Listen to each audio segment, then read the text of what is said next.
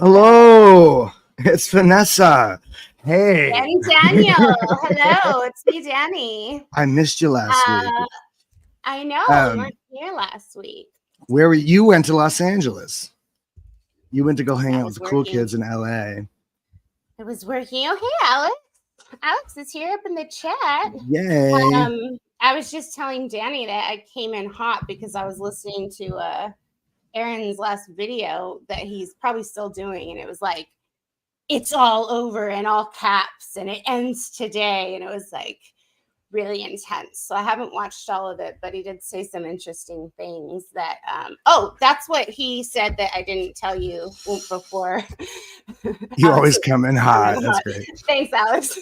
Apparently Hey, Sterling Renee. resigned from the SPTV Foundation board yesterday. Wait, say what? Sterling? Who? Sterling. Yeah, he resigned from the foundation board because he made it a point that he was very uncomfortable with all the creator on creator former Scientologist drama that's going on, which I totally fucking understand and has kind of really turned me off from YouTube as well and done a lot less. And it's not so much of a fun space anymore. I hate to quote the cretin, but like maybe these people need to talk.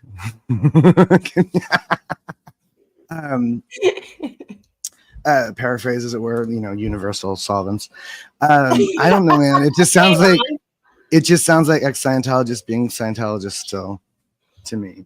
Yeah, and it's hard to reconcile. I don't know how much we're supposed to talk about it, or allowed to talk about it. Also, I don't think people want to hear about it anymore, right? Isn't that what Aaron's kind of trying to say? Is like we got to stop bitching at each other about it.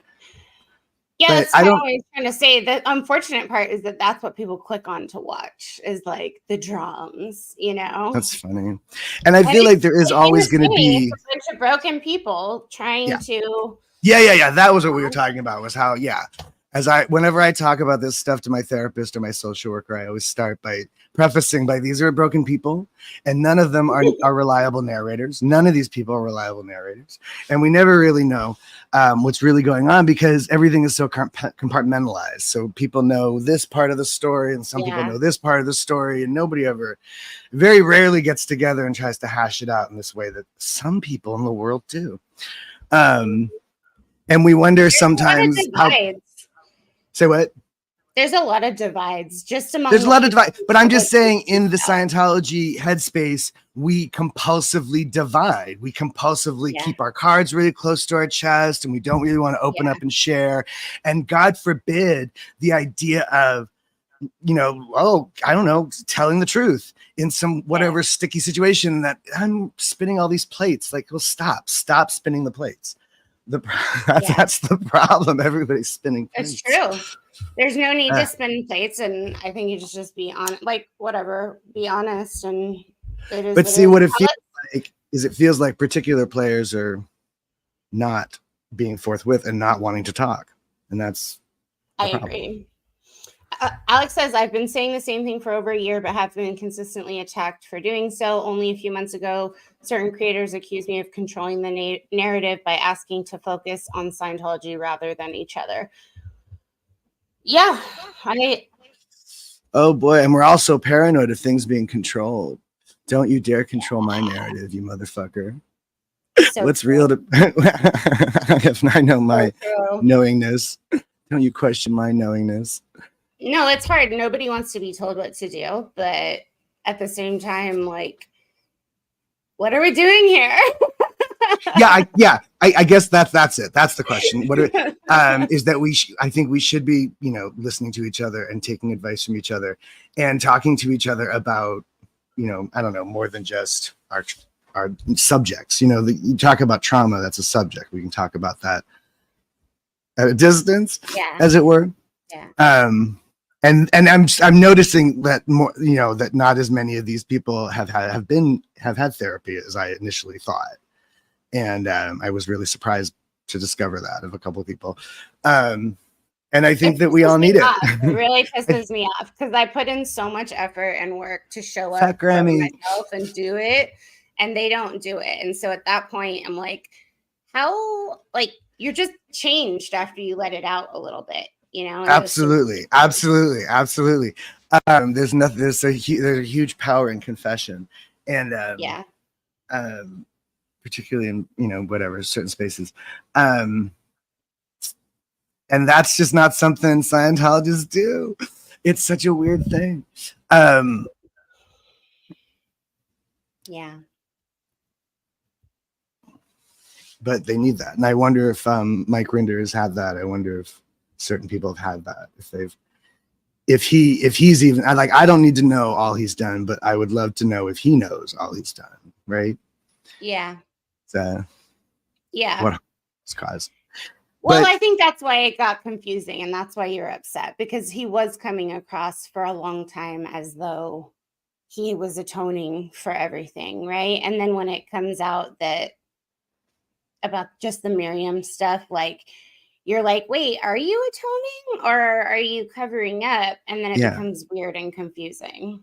and it feels, and that's the point of it. Like that's the oh, it's just this, the weird and confusing. It's just too familiar, and it's triggering as fuck, Yeah. because I recognize all of this and the way it's all going down, the way these people are talking behind each other's backs and not talking to each other's faces, and writing reports and submitting things and sharing things with certain people but not other people, and being selective about who knows what and when and why and how, and random people just coming in out of left field and making demands of people. It's just, I don't know.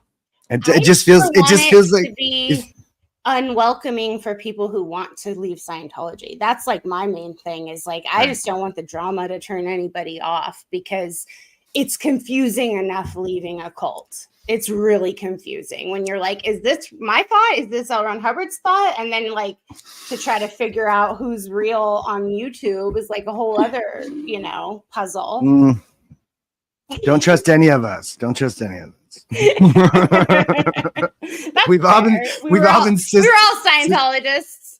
We've all been systematically trained to resist our impulses and ignore our feelings. It's gross. It's just gross. Yeah. We're weird people at best. And the weird little things that I just don't even know what to say. And it's, what else is interesting is there's a lot of different venues where these things happen. So like people post on Discord, they post on blogs, they post on Reddit. Like, I'm more of a Reddit person. I've always relied on Reddit to just find out information about life. And everybody says different things on different venues. Well, no, that's the joy and the misery of the internet, is no matter what you want to believe, you can find confirmation or denial of it on the internet. If you want to believe that the moon is made out of cheese, there's a video somewhere that proves it's Gouda.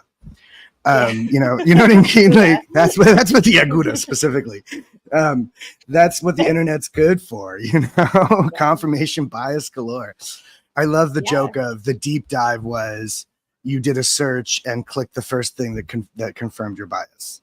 That's the deep dive. That's the deep dive. Exactly. I did a really big deep dive. Everyone says it's really something. I asked Jeeves back in 1992. And meanwhile, I'm over here like working my ass off to pass a research methods class where you actually have to pull up peer-reviewed research and like all the shit that I was never taught in Scientology, right? But that in a program at my school, we have to know how to do these things, because you can't just pull up anything from the internet. That's not a source. Wikipedia is not a source. Like, you actually have to go to the actual documents, and like it's a whole thing. So when people just don't care at all, it's frustrating. I don't know. For me, I mean, I had to hit a pretty abysmal bottom to like try to even turn around. You know what I mean? Like, everybody's doing all right, faking it or white knuckling it or whatever they're doing. So, or not. That's what I worry about with what's happening with the foundation and the rift and all that, is like, it's not healthy for any of us. It's not good for any of us to not be on each other's sides. We should all be on each other's sides. And Renee brings up a good point. It's also OSA posting to mix things up. And who are and we all have to presume everybody could be an OSA plant. Renee, you could be an OSA plant. Well, not over assuming, because it's like an easy out to just say something's no, that's one of the worst things, and that's one of the worst things that I also hear in Mike Rinder's statement, is that it is the easy out for him. He doesn't have to really look at any critique, because anything that comes negative to him, and this isn't even like I think he's doing it on purpose. This is just what he's been automatically trained to do. You know, this is what he did compulsively for 30 years. Of course, he's going to keep doing it to some extent. So anytime anyone says anything negative, he goes, oh, disregard OSA. Yeah. The same way Trump disregards fake news. Everything he doesn't like is just fake news. And he doesn't have to believe it for a second, doesn't have to think about it, ponder it, or wonder if he should do anything about it. And that's, you know, it's an escape. It seems. I don't know. He won't talk to me. So could you imagine? Did you try? No. No, I don't even like. I don't feel like I'm allowed to be so bold. Which is probably silly. Permission right now. I know, right? Be so bold. Yo, Mikey, talk to me. I'd love to talk to you. The first time I talked to him, I got terrified. I was over the phone, and it was like a visceral reaction because I know that's hard too. Him for so long as the guy, you know. And I've also said this. I've also said this, that we all have to be careful because it's impossible for us not to be biased, because that man was the boogeyman. He was the boogeyman. You know what I mean? Like, you know, I do remember him, and we all do. And the voice, I don't want to hear his voice either. You know what I mean? The voice is even more like the fucking. Well, you were just showing me your toy car. Oh, do you want to hear this now? Yeah. So, well, goes back to talking about the board we're not supposed to be talking about, but it also bothers me. We can talk about whatever we want. It also bothers me that that Mark Headley is on that board, because Mark Headley was my bully when I was a kid, and he was not. And it turns out he was a lot of people's bully. That actually, when I said that to Claire, he joked. Oh yeah, your husband was, and she's like, yeah, I get that a lot. Like she's heard that before, or something like that. I was like, oh, she's heard that before. I see.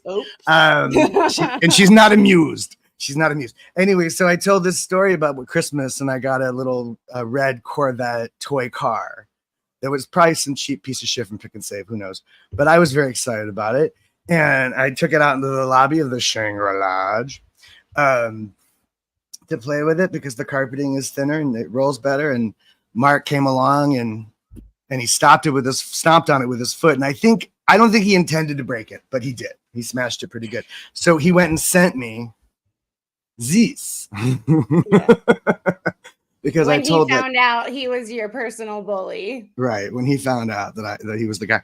And it's still in the box. You haven't played with it. For the record, I had a lot of bullies. You know, he was not alone. I was very pick-onable. Pick on me. At the Pick and Save. At the Pick and Save. I still haven't opened it. I can't confront the mess. I haven't opened it because I'm not sure. I mean, at first I thought, I should open it like online and like do it like they do. We open things like open the box, unboxing. That's it, right? And now, but it just sat there, and I just didn't want to. I didn't want to do it. I didn't even want to look at it, and I did not want to talk to Mark. Like, I don't really want to talk to Mark. Do you? I mean, I'm like, I'm not. You know, I'm not trying to be an asshole. I'm just. I don't know. You know, it's not trigger. I mean, trigger. You don't have to, right? Well, I don't know. I kind of feel like maybe that's the point of what I'm trying to say, is that all of us should be talking to each other more, for real. You know, we all need group therapy. It would be nice. Couples counseling. Mike Rinder and Aaron Smith Levin. Of Tony Ortega's blog. He actually has, his podcast. He has a bunch of ex-members on, and it's called Group Therapy. Oh. Yeah. And how is it? Wow, is it good? Yeah, it's interesting. Is he? I don't know. I don't know Tony Ortega. I don't really know Tony Ortega. He's the bunker guy. Yeah, Tony Ortega's been the journalist that I've read for the last 10 years, every single day. So yeah, no, I realize I've probably read him too, because he writes a lot about Scientology, but I don't know. Yeah. I don't know him the way y'all know him. People either like him, hate him. It's like a thing. That specific podcast is behind a paywall, so I don't listen to it, or I would. Oh. But who's on it? Brought up a good point. Jerry Armstrong has been calling out Rinder for at least 8 years, and he made videos on it. Have you seen any of that? I don't know Jerry Armstrong. I've heard his name so many times. I don't know much about him, but Can we all just apparently hug? he's an ex. That's, Denver, that's like, you're funny, but like at the same time, I think we really need it. We really need a big old group hug. I made a post the other day on my Facebook about somebody giving me a hug one day in Philadelphia when I was a bum, and how much that meant to me and how I still think about it. And Really? that's something, and that's something we all need more of, I think.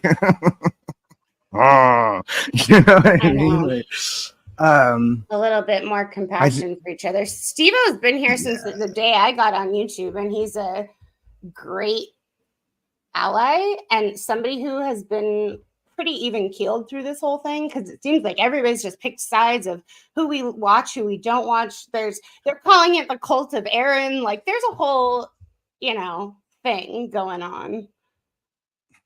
She says, and that's tricky too, because fair game deck. Go ahead. Oh, he's the most fair game ex in history, huh? I don't know if I would. I'll look him up. But it's also a difficult thing, because what Aaron certainly is doing in terms of like building an audience and all of that is kind of a cult of personality kind of thing you have to do. That's how the internet works. That's how YouTubing works. That's how that's how it all works. This is all about these individuals that we look at online and go, "Oh, that's cool." And so it's I don't know how to walk that line. You know what I mean? Like, how does he not become kind of culty? He's an ex-Scientologist and he's a YouTuber. These things kind of, the Venn diagram really has a lot of overlap there. It's big circles. But honestly, even just to like believe that you have enough to say, which I struggle with sometimes, like, who would want to listen to what I have to say? Like, you really have to have a lot of self-esteem to be on all day long to the point where you're making that much money too. Yeah, and he really is on a lot, and he's on. Yeah. And he always seems to have real certainty with his point and his message, and he has no doubt, I think, is also he just goes, "Yep, I'm gonna say what I'm saying," and it's working. It's a working installation. What do you do?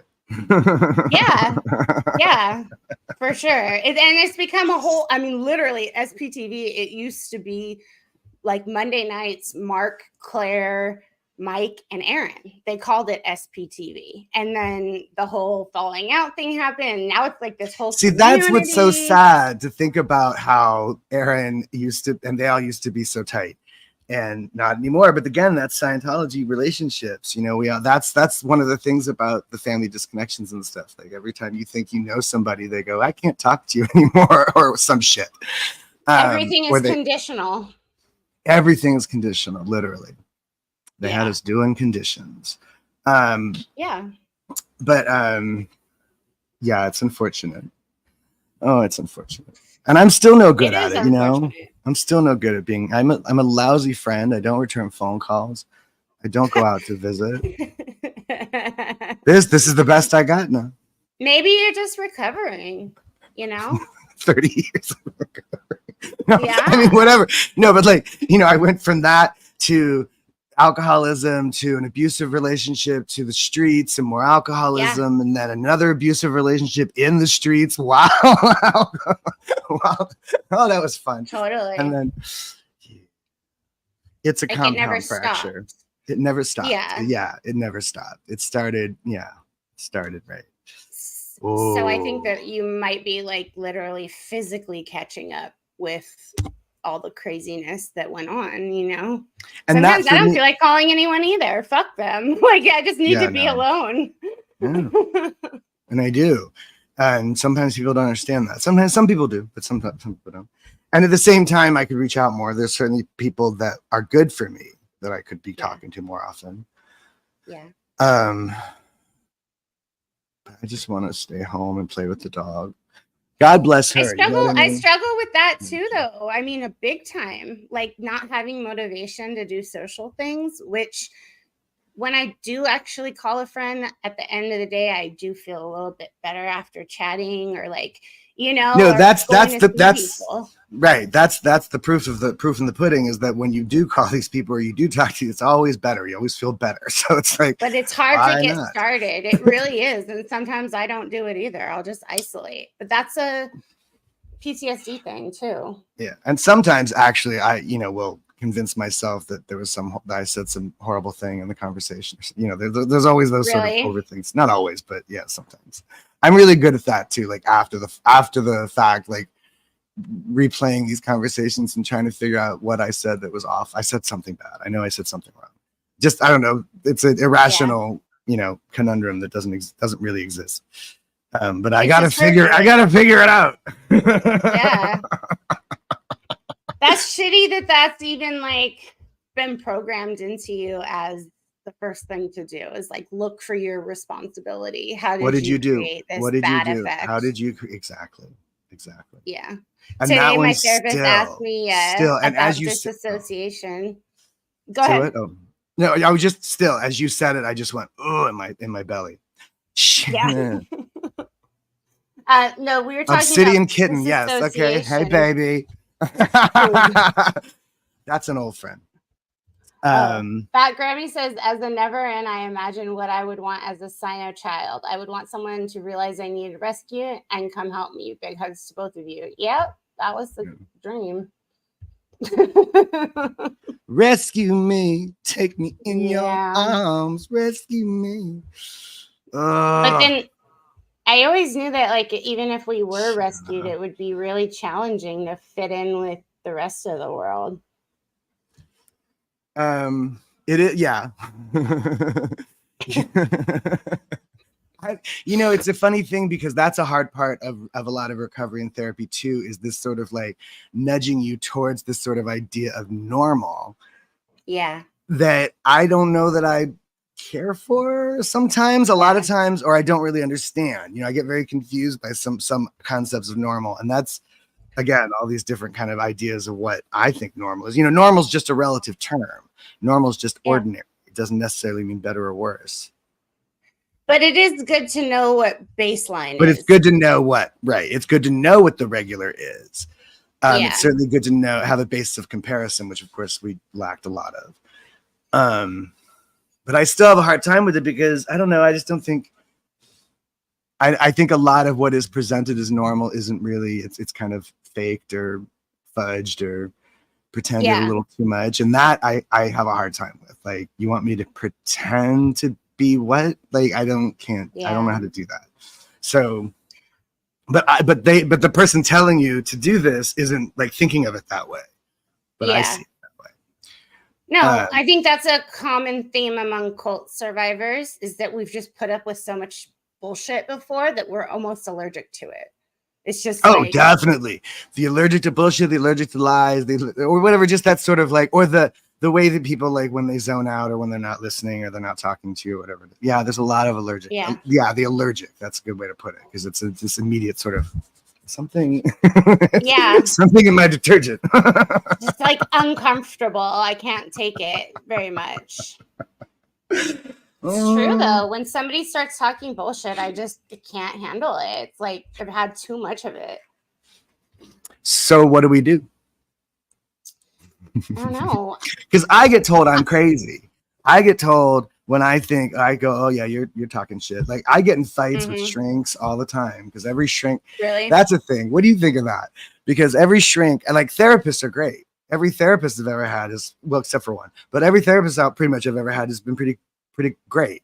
But every once in a while you have to sit down with an actual like psychiatrist, an actual doctor. Yeah. And almost every one of them I've gotten a fight with. Really? Yes. Wow. And I'm not sure if that's because I'm predisposed to. What is it that you're challenging? Their bullshit. They're being insincere in some moment or some conversation or some way in which they're looking at something or not listening, being dismissive. The last guy, he was he was like pulling up some notes from something, I don't remember what. And he'd written some things down on a Post-it, and he kept tapping at the Post-it. And the first thing on there was like having, trouble sleeping. And I was trying to tell him that I was actually sleeping a lot better these days. And he didn't want to hear that. He just kept insisting that was my primary complaint, which it wasn't. But I was very weird. It was very weird. And I don't remember the rest of it, but it was, I don't know. It was just very weird. And at a certain point, he kind of laughed at me, like in a weird kind of like trying to laugh me off kind of way that just really upset me. But that's I don't know. Fucked up. I feel like people are sometimes very challenging with me in a way that's unnecessary, particularly men. Well, you don't want that from your doctor, though. And certainly not from certainly not from your psychiatrist. No, I got a different one. It's okay. I do better with women. I do much better with them. Hey, Kamala. Yeah, yay, go Kamala. I think we'll all do better with a woman. I have a great psychiatrist, but I haven't always had good ones, and sometimes he actually knows about Scientology, which really helps. Like he's that's a hurdle. Bit informed, and that's really, really good because I think also they don't get that much time with you either. Yeah, that's true. And I think also the difference I found is with a therapist, they're willing to engage in a doubt, like to say, oh, maybe I don't know what's going on. Why don't you tell me? Whereas when I feel like when I'm talking with a psychiatrist, they are certain, and anything you say that's contradictory to their idea is out. Yeah. And it just feels like basic ego bullshit, really. But I think I'm very triggering for people in general. People, dogs, babies, cockroaches, whatever. You're just a walking bullbait.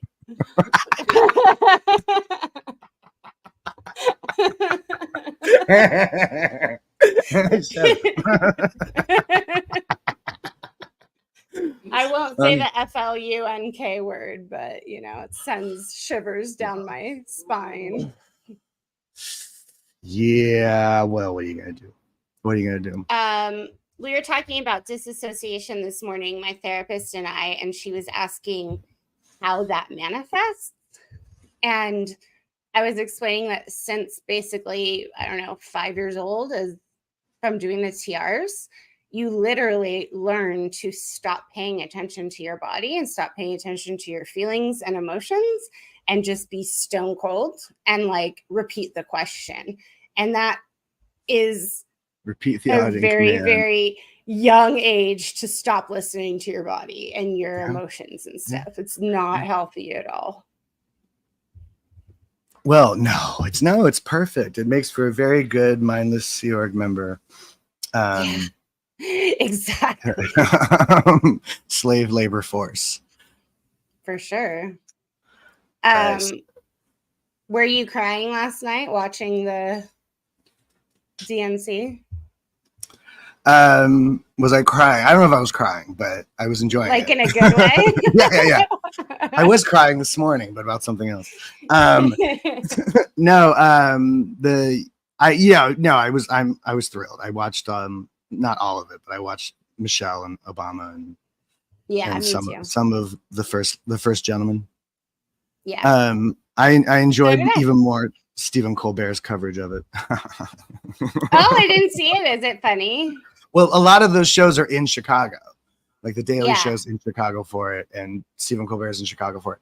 And there's an actress who plays Melania Trump for Stephen Colbert sometimes, and she's hilarious. It's just absolutely hilarious. And so the joke is that Melania is hiding out in Chicago because it's the only place she knows Donald Trump won't be. The only place she knows for certain he will not be. Oh, you know what I was pissed off about? But they bumped James Taylor. No, what? Oh, they did? Yeah, they did. That's okay. There was this whole thing about LA mayors and Karen Bass and Rick Caruso. And Karen Bass, who's the mayor of Los Angeles, promised to do everything she could in her power to stop Scientology from abusing people in her district, which is Los Angeles. So wait, at some point was she on their side? At some point, yeah, she was friendly with Tom. She was like a paid shill to.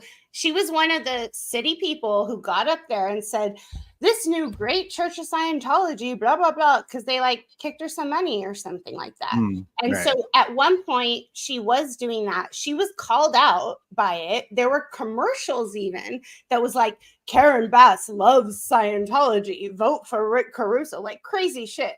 And so she ended up becoming mayor, but apparently she met with Mike and Leah, and she was educated on the topic. I'm sorry. She met with. Hey, John. She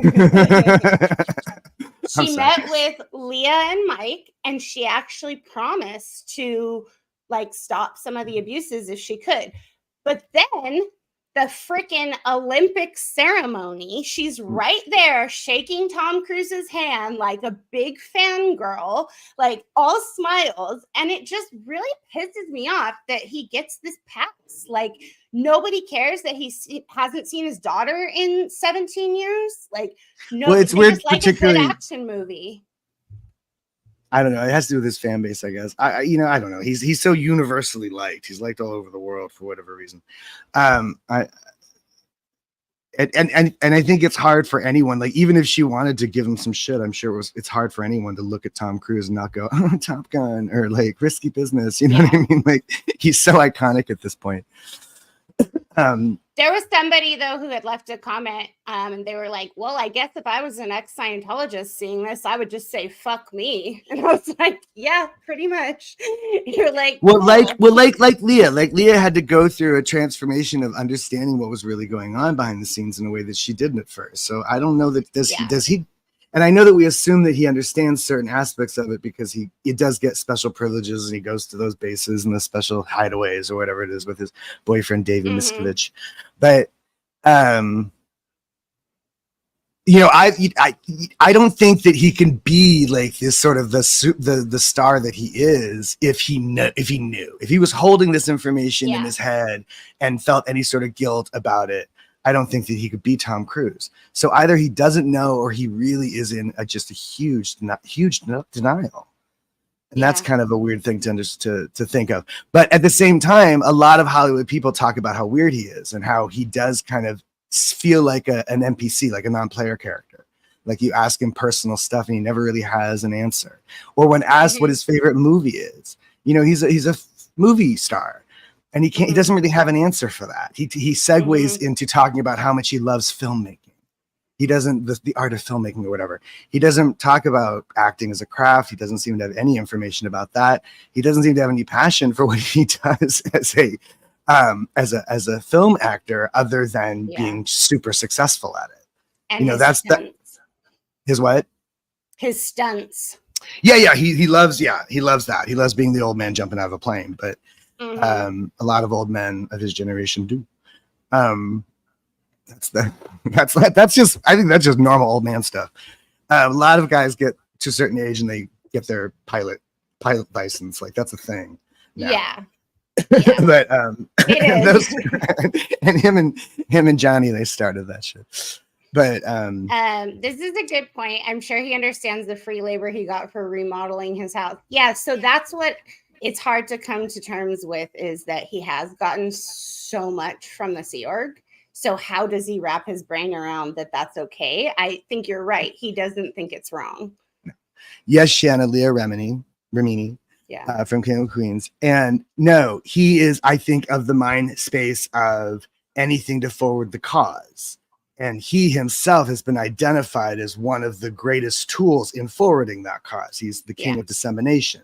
So anything done for him by any Sea Org member or any Scientologist is all done in the name of the cause of clearing the planet. So that's the sign away on that, sign off on that. Normal old man stuff. I got normal old man stuff. You wake up one day, all of a sudden you got acid reflux and Crohn's disease. Where'd that come from? I don't know. Just a little Crohn's, NBD. Yeah. Little, could be the trauma. What is that? Could be. you the horrible food we eat. You know, that's the joke, is we don't eat food anymore. We eat food like product. And then we're wondering why all of a sudden everybody's got acid reflux, Crohn's disease, and type 2 diabetes. Hello. And this is why we can never have universal health care, because we're so incredibly unhealthy. The people that forward and push the capitalistic ideology that says sell anything that sells, they sell us the worst shit. So they're not going to then, you know, help us be, you know, take, you know, whatever, be healthier about it. Yeah. Tom Cruise is best friends with a literal comic book villain. He should not get a pass, and neither should Karen Bass. You're right. He's literally a comic book villain, like David Miscavige. Like, let's be besties. Let's be colon friends. Colon Billy. No, it's total. He's such a villain. He's such a stereotypical villain. He reminds me of the little bratty kid in The Incredibles. You remember the villain in The Incredibles, who was just like a stilted fan, and he was just mad at Mr. Incredible? That's what he reminds me of. And I think Jason Lee voiced that character, who is also a Scientologist. Oh my God, we're everywhere. Bonnie Ribisi popped up on something the other day. I was like, this motherfucker, he still exists? Still existing, still doing their thing. I know. And you know what's crazy? Because like I left mentally and physically about, I don't know, 8 years ago was the final cutoff for me where I couldn't actually talk to my parents or anything. I just can't believe so many people are still brainwashed in there and they still think this is normal. And it's 2024 and they're like, yep, gotta go on course. I don't know. The more I get into understanding the difference between public and staff, the more I think that the people who are actually like in the sewer on staff don't think it's okay. They just don't know what else to do, or they just feel trapped by it or something. I don't think any of those people are actually okay with their situation. They just don't really know it. They know they feel uncomfortable. There's unrest. Everybody says it. I felt this way for the longest time, but they didn't know really what to point at and say it was this.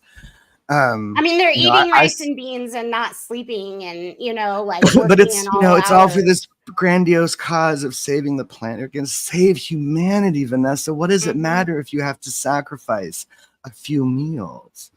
You know, like the Catholics sell you this. The Catholics tell you this idea that you're just supposed to suffer through life because what does it matter if paradise is beyond? So we give you this great big promise of some big reward at the end, right? And that is supposed to then allow you to willfully allow yourself to be oppressed and taken advantage of and blah, blah, blah. And the cycle goes on, and humanity sucks. Why are we saving it? You know that Billie Eilish line, why are we saving him? That's how I feel. Why are we saving humanity anyway? I wonder if every generation has felt like this, though, like we're going to hell in a handbasket, because it feels like this is a really dire time. But maybe it's always, when Vietnam was going on, they probably felt the same way, like. Yeah, I don't know.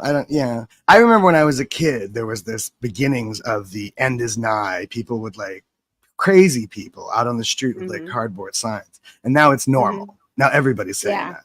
So it's I don't know if there's that. I don't think every generation. I think maybe it's every 3 or 4 or something. But I think this does happen in cycles where every once in a while the world thinks it's coming to it. Everybody thinks the world's coming to an end. But it happens a lot. Like this isn't the first time everybody thought the world was coming to an end. Yeah. And that might be part of the problem, is that all of these theologies involve some sort of doomsday scenario. So we're all stuck in a headspace of if it doesn't go right, everything goes wrong. Oh, that's interesting. Public schools used to have nuclear bomb drills. Yeah. Yeah. I've heard that before. Yeah. Duck and roll. No, they duck under your desk. Like that was going to help. If they're dropping the bomb, I say go for a jog. Go outside, take it in. Yeah, I'm still waiting for the big one to come. If I'm gonna die by nuclear blast, I want to at least be able to see it. Do you know what I mean? That's that's the best thing about it, is the visual.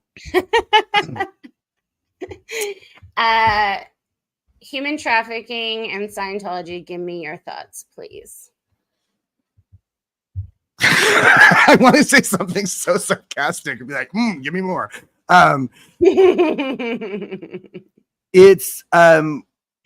for me, my initial thought right there was just to say, like, it's so weird to go from a place of feeling an irresponsibility and a shame for not joining the human trafficking to understanding now that it was not good. That, like when I was a kid, there was a kid's movie with Ringo Starr and Harry Nilsson about these cone-headed people. It was a whole society of pointy-headed people. No. It was a cartoon. It was not Coneheads from Saturday Night Live. They were just pointy-headed people, and and they all wore these hats. And there was one guy who had a blunt head. And one day his hat fell off and he was exposed, and they shunned him from the society because he didn't fit in. So I felt like I grew up feeling like that guy. Yeah. To my community of Scientology. Yeah. And it's so funny to me to now come back around and go, well, I didn't want to join the human trafficking. Yeah. I had no idea that's what I was resisting. But somehow it all makes sense now. I mean, one of the things that takes him down, and it really is human trafficking. It is a thing to point at and make the point of, because it is a really, this is a hard thing about the whole Scientology conversation. So much of it is not, it's hard to look at. It's hard to point at. It's hard to describe. Something like that is easy to look at, easy to describe. Yeah. The way that the children suffered through the Sea Org and the Cadet Org and those experiences is easy to look at and easier to describe. And as I think Mike Brown is now on the elderly abuse stuff that goes on. Yeah. Older Sea Org members are being kind of dumped to the wayside. Any religion that needs to hold your passport for you is terrifying. Like they literally do not have their own and that, and then that even public, as public, we were still afraid of the capture, or that you couldn't get, you couldn't just walk out of a course room if you wanted to. Never mind Sea Org members, never mind lifelong in that. Yeah. So even that is, and that's the prison of belief that Alex Gibney makes, that I love that title, because it does speak to how it's it's not a literal bars. It's not literal bars. You don't have to be behind literal bars. It is, and it stops you just the same. It stops you just the same. There's some form of fishing in the Amazon where they just put the basket in the water and the fish swims into the basket and doesn't realize it can turn around and swim out. Yeah. Like that. Totally. That's what it is. We swim into this basket and we don't realize we could have just. I mean, as an attest to that, I will never forget when I started at community college and I thought I had to ask to go to the bathroom. I literally was like, can I go to the bathroom? They're like, you can go to the bathroom anytime you want. You can leave the class anytime you want. You can stand in the hallway if you want. And I was like, what? Can I sit on the floor? Wait, I can. I mean, it's so fucked up though. I was like a grown ass adult asking to go to the bathroom, and it is fucked up. We're used to. And that's the autonomy thing. We didn't have any sense of our own autonomy. We didn't know that we were our own people, because we were taught to hive mind think in terms of that they were gonna have tabs on us at all times, and they did. And it's not and there's it's the double, the paranoia that they're watching you, and the fact that sometimes they really are watching. They really are. They really are. I have a lot of video of people following me. I don't quite know what to do with it, but I have quite a bit of information now after experiencing it myself, and it's the creepiest shit in the world. It really is, because they just want you to know that they're there watching you. I always feel like somebody's watching me. That's our theme song, man. The cult of Scientology. The cult of Scientology. Anyway. That they're trying to, I'm not sure who it is, but there is trying to be a law right now to make shunning illegal. Shunning? What do you mean? Disconnect. Excommunicating. Yeah. Okay. Isn't that interesting? On what grounds? On what basis of what? What's the legal point? I mean, it destroys the basic general building block of our country, which is a family. I mean, that's a huge deal. That is a big deal. And there's other religions that do that. And you say shunning, I was thinking Orthodox Jews, that's what they call it, shunning. Well, Um, yeah, no, Mormons and us, and oh, you the know, but Mormons, yeah. Mormons do the if same that thing. was elite, and so do the Hare Krishnas. There's a bunch of groups that do shunning, and if that was illegal, that would be so interesting.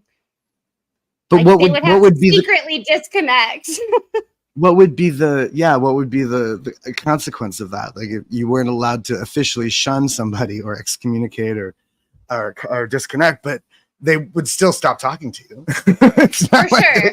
They would like just have to I think how are reorganize they gonna it. regulate that? There'll For be like a sure. DMV style office you have to go to talk to your family members.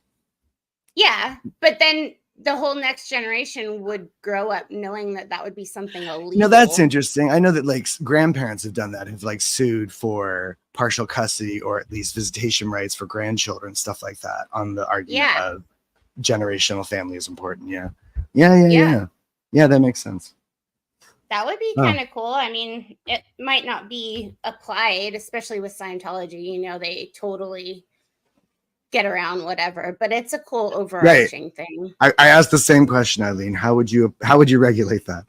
Yeah. But I guess it would be more a gesture of some sort. So at least like say it's not allowed. You can't officially do that because it is, ridiculous. Yeah. I still want I still want to get declared. What do I have to do to get declared by these people? Or everybody's always joking about who's the OSA plant, who's the mole, and I was like, how come they're not hitting me up? I'm desperate. I'll take some dollars to what? What do you want me to do? What do you want me to do? What do you want, OSA? What do you want from me? What do you want? Aren't you? Say what? I see what you're doing. You're talking to them right now. You're trying to get some work. I get they are listening, aren't they? Yeah, I need you realize that it is somebody's job to listen to these things. Like at least one person is like, fuck these people. They're so boring. They're like such SP. I can't imagine it. No, okay. If nothing else, I would hope that all this SPTV talking is getting through to those people who are forced to listen to it, because they gotta get something out of this. You can't listen to this and not go, oh, they're funny. They're not, oh, look, they're not drooling at them. They're not foaming at the mouth. They don't have claws. And well, I do have claws actually. So, but no, you know who I think it is though? I think it's all of the people who I knew when we were kids who joined the Sea Org, who they've just been like in the Sea Org for so long, and they've been either ethics officers or whatever they are, but they're almost just like null to this information. Like they just look at it as suppressive people. But Tori Magoo, that is how she left, is she was an OSA operative on the chat boards, and then they ended up flipping her. Yeah, okay. Yeah. See, that's what I'm saying. Like it feels to me like those would be the most vulnerable people to come to the dark side. We have cookies. Yeah. Those would be the people we should be talking to. Like who is he putting in that call center that's like or like when Mike Rinder talks about OSA, he's talking about specific people. He probably knows who that is. Do you know what I'm saying? Like it's not even to him, it's not some ambiguous thing. To him, it's individuals he probably trained and worked with and knows. Yeah. Like who are and these there people? Are notorious members. Like there are like Massimo, like there's a few people who Tori has called out as like they're just evil fuckers, and they've just been there forever, and they have, some of them have family money, so that it's like they're not poor, so they're not like Sea Org members. Right. I remember that people who had actually had stuff who would join the Sea Org or something, or join staff, and like, why would you do that? and apparently, what's fucked up is when you're living on the base, they're always opening your mail. So they actually have your bank statements and all that. So they would know who actually had money. It's fucked up. And then take it from them.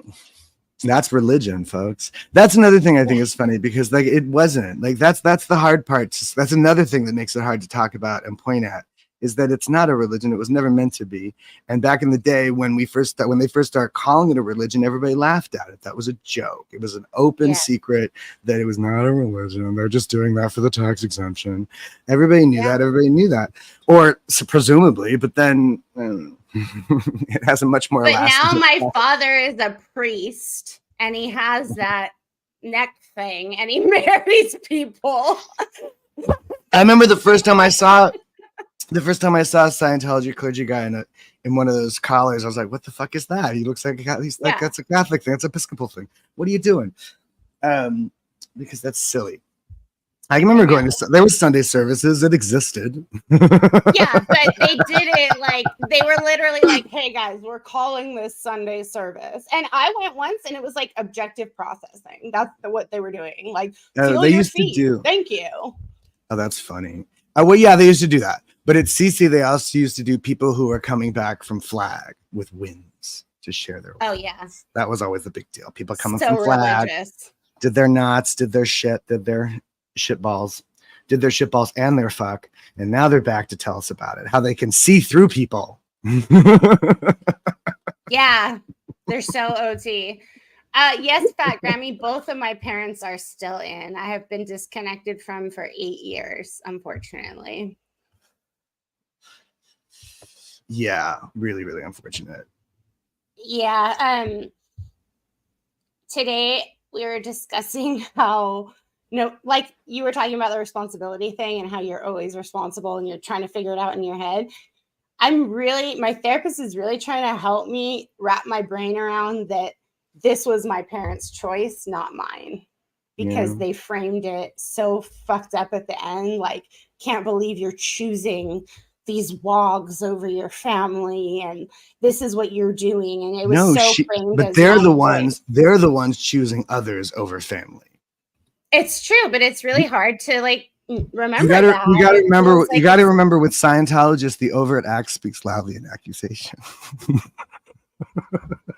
The overt doth speak loudly. Whatever they're accusing you of, it's exactly what they're doing. Yeah. That's what you can usually be certain of. It's hard to get over that personal responsibility, though, that's just how we were raised. Oh, it really is. And I blame myself for shit. It has nothing to do with me. And I've had friends of mine, like WOGs, non-Scientology people, pull me aside, like Travis, God love him, pulled over the car one day because I was anyway, it doesn't matter the circumstance, but him and his wife were fighting and I was feeling very responsible for it. And he pulled the car over to go, dude, this is not about you. This is not your fault. Wow. It was palpable. He noticed how much I felt responsible for the fighting that they were fighting about. That's wild.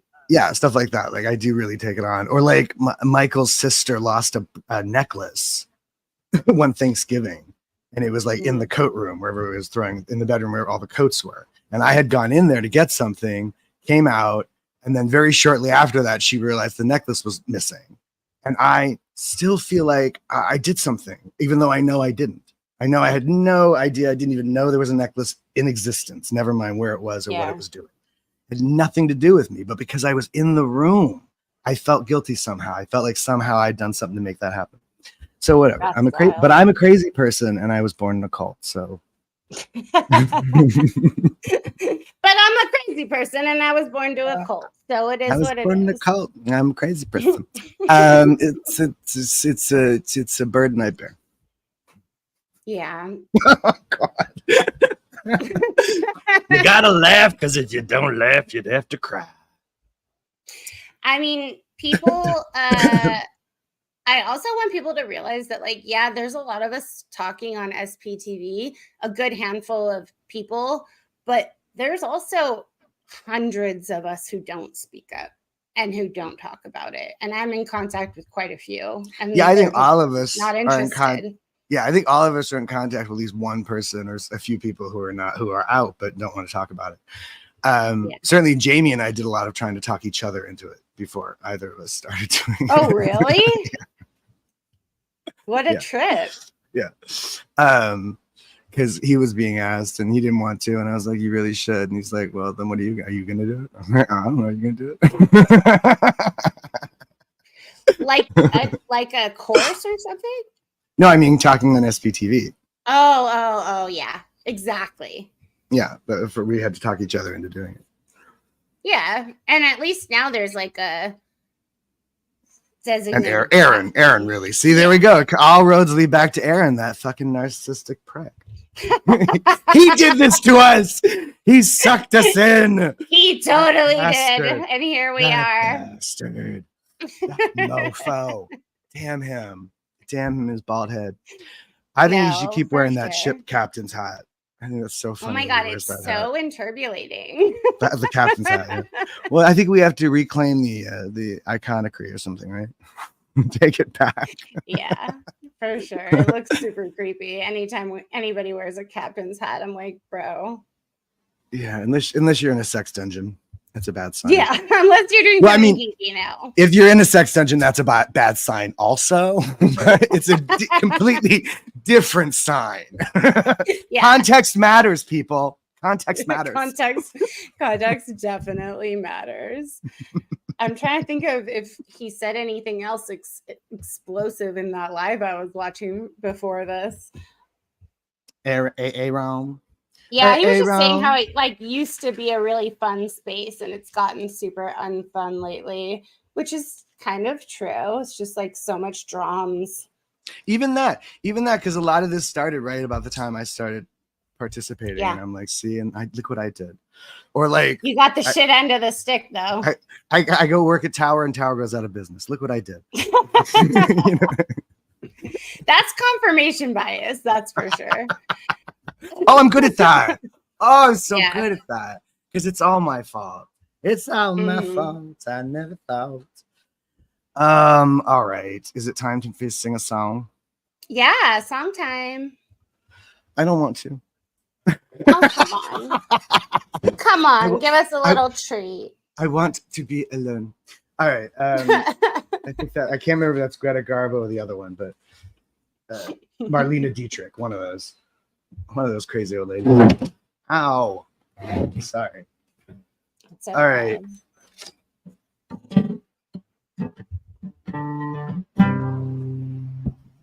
I want to move this. So that song, I could actually hear the guitar. Well, the guitar doesn't really come through on the stream. Yeah, sometimes it does.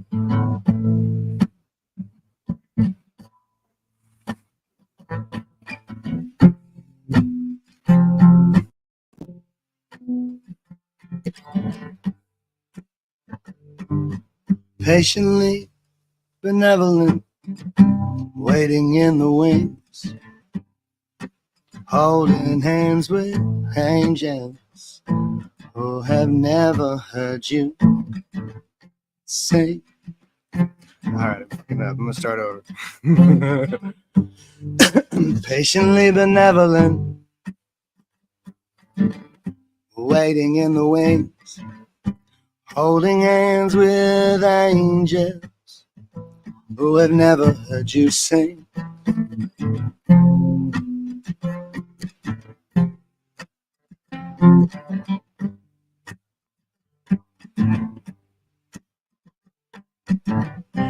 Easy as it comes and goes, back around a hump, even when it don't suppose a single second thought. Rumble in the residue, stumble through the fog.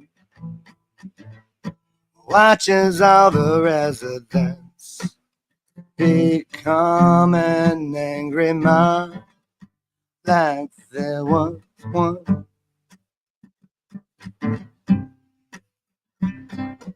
Obvious explanation, wearing up reputation, like that's your style. Whenever there is sun, relevant information. You're tearing out the pages for somewhere, someone who dare need not apply. Na na na na na na na na na na na na na. Dare not need apply. Patiently benevolent, waiting in the wings, holding hands with angels who have never heard you sing, coming through the covenant with stations of the toss, the dice, a coin, the evidence, whatever you want lost until there's one.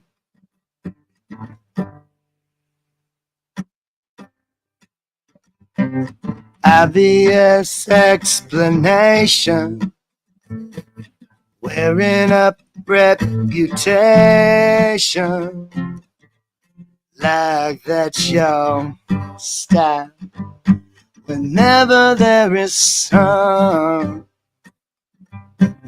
relevant information, you're tearing out the pages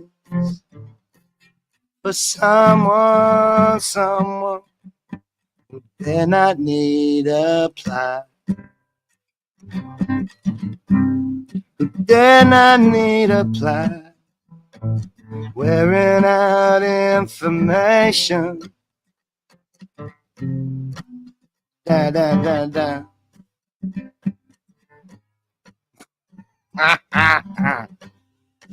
Pulling up the drips of drag, opening up, playing with the pieces that what you barely had to start, with tokens all on offering in place of what you need. What's the point in softening the blow when still you bleed? Only one obvious in explanation, wearing up reputation like that's your own personal style. Whenever there is ever even some relevant information, tearing out the pages for somewhere, someone who there need not apply. Really, who there not need, who there not need, who there not need apply. For one obvious explanation, wearing up reputation like that's your own personal style. Whenever there is some relevant information, tearing out the pages, somewhere, someone who dare not need apply, who dare not need apply, who dare not need apply, who dare not need apply. Ah, blah blah blah. That was really, really good. Was that your own or was that a cover? That's my song. Dare That not was need so apply. good. And it's about the stupid shit. It's about the stupid shit that people lie about for the fear of somebody else finding out later on, kind of stuff. Anyway, it doesn't matter. Tearing out the pages. It doesn't matter what it's about. It's about whatever you want it to be It was about. good. If I had that on Spotify, I'd listen to it all day. I just gotta get. I just gotta get my shit together. Soon enough. But I can't get my shit together. Would have been. Should have been. Should have been. That's a great song. That's one of my songs too. I'm Fucking a little curious assholes. what this OSA list that this woman Kathy's talking about. She said, I'm on the OSA list. I was scared at first, but the community made me feel better, and now wear it proudly. And then someone else said, oh yeah, you're in good company. Liz Gale's on it and Farrell Cheryl. I don't know. Maybe they have I want to be on the OSA list for Christmas. How do I get on the OSA list for Christmas? There we go. There's our title. On the OSA list. I want to be on the OSA list. OSA, Bosa, Mosa. For anybody watching this on replay, would you mind leaving us a comment? Because we like to know that you're here too. Because it's super fun to read them. I feel like Fat Grammy had some OSA inside information at some point that she shared with Poe on the Go. Oh, interesting. I don't know. I asked what was up with the list. I haven't seen anything. Maybe they're trying to find it. But I feel like if there's a list, I mean, obviously you're on it. Those mustard brothers. My plan is working perfectly. Oh, the mustard brothers. Oh, that's hilarious. Those mustard brothers. We're such troublemakers. We're such barkers. You're making waves. Oh, dang. It's a good thing. Well, see you next week. Oh, are we done? Is it only an hour this time? I see. We're not as interesting as we thought we were. I gotta figure out how to do I gotta figure out how to do this by myself more often because I don't even have the StreamYard account. And they're gonna and that's the other thing. StreamYard. That's the other thing is that they're paying for my Wi-Fi, so that's going away soon, I think. Oh shit. I gotta figure that out. Well, thankfully Wi-Fi is not too expensive. That's all relative, but yeah, I hear you. Yeah. I just gotta figure a lot of things out.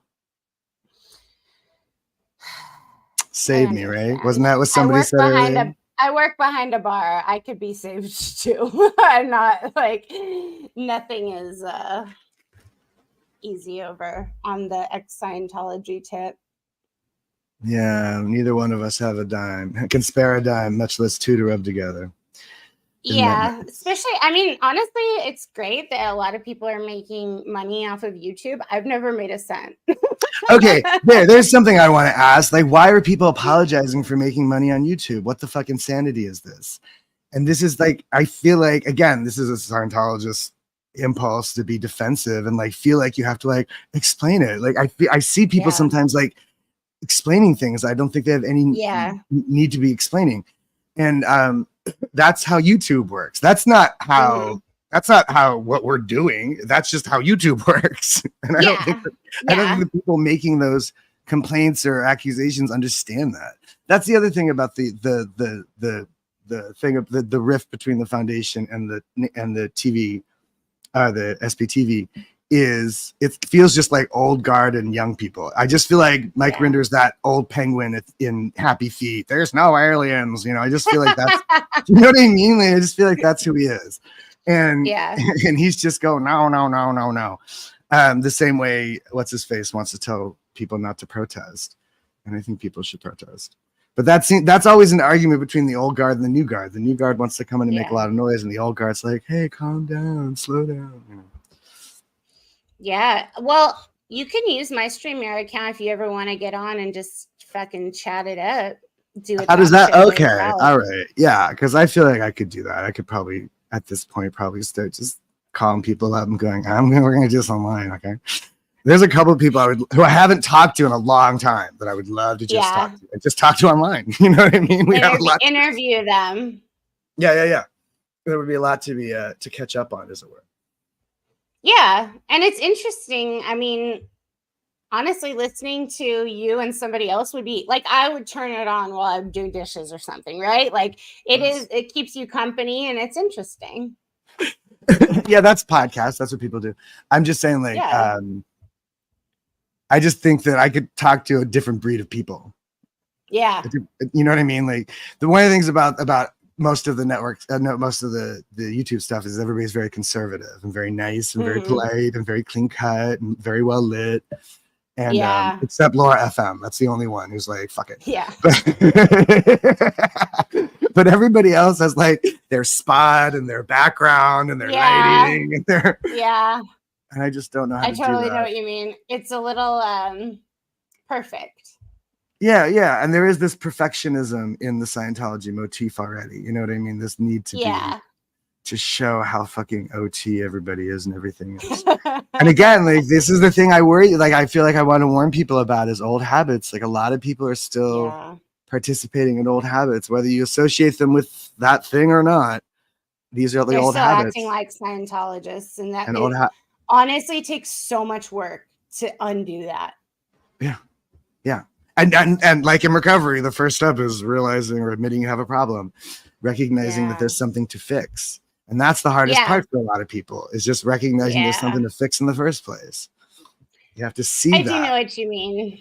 I've seen some videos of people where I'm like, holy shit, you haven't gone to therapy at all. And you actually still kind of sound like DM's right-hand man, but you're not. And it's kind of crazy. And it's like sort of thing, like, I feel like this is a reasonable question to ask. This is a reasonable quandary to have.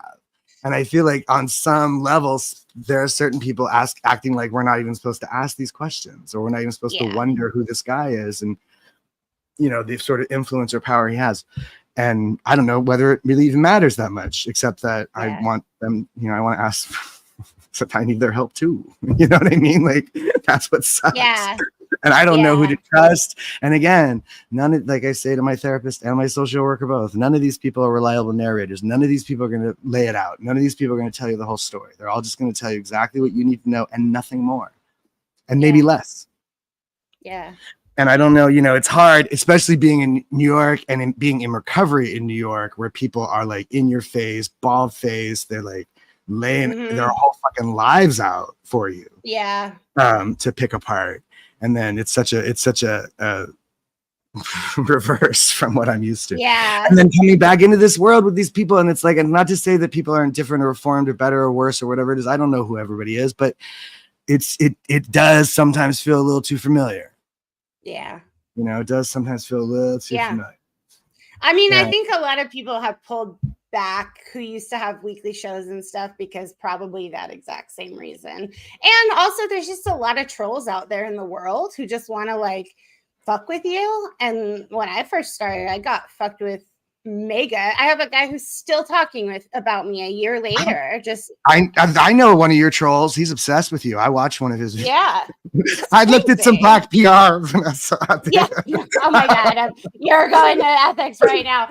Oh my God. But like literally, it's kind of like when we're on YouTube, we're putting our whole fucking lives out there. And that's the point of it, though, right? Isn't that the point of it, though, right? To say, here it is. Here's the thing. And people, because it is hard to understand, and it is layered, and it is complex. Yeah. And I kind of love trolls, to be honest. Like when I was on Facebook a lot, when the Opie and Anthony thing first happened, I was on Facebook a lot. And I used to engage very, very sincerely with trolls because I know how to talk their pedantic, weird language. I think, you know what I mean? Like, so sometimes I don't mind. I don't mind it when people say, you're whatever. I don't even know what the criticisms are. But I've been accused of the worst things. There's a guy in Florida accused me of killing his mother. I have murdering his mother in cold blood. And then I ran off to New York to pretend to be the homeless mustard to get away from it. Yeah. Stuff like that. Like I've been accused of the most horrendous things. I've had people accuse me of ruining their whole lives. I had a guy who's older than me accuse me of being the guy that molested him when he was a kid, when he was little. And I assume I must look like him or something, but it wasn't me, Yeah. you know? So like, I don't know. That's crazy. I don't know what these people could say that would shock me. I'm not used to see, like, this is new for me. I'm not used to having so many people talk about me behind my back or Right. have like accusations hurled my way. I'm not used Right. to that. Right. And I don't think I'm perfect, but I'm just not used to hearing it. We get caught up in going, no, that's not true. That's not true. Yeah. No. And Yeah. that's what you can't do with the troll. You got to go, oh yeah, you're right. I fucked all the dogs and all the kids and I did it all. But besides that, yeah, it's a lot of, you know, whatever. I got something else to say. No, you're a troll's worst nightmare. I don't give a shit. Yeah. But that's cool though. I mean, that's the way to be for sure. And that's why you're going to be good at putting your whole story up in your life and stuff. It's because you actually don't give a shit and you've seen the really hard parts of life. And I've seen, and I've hit some real bottoms, and I've seen some real, you know, like I grew up thinking I was a degraded being, and I've seen what degradation really looks like, you know. And it's not. What do you think about the concept of degraded beings? I mean, obviously it's bullshit, but like after being homeless, after knowing all these people on the streets and stuff, do you have any inkling to lay back on that?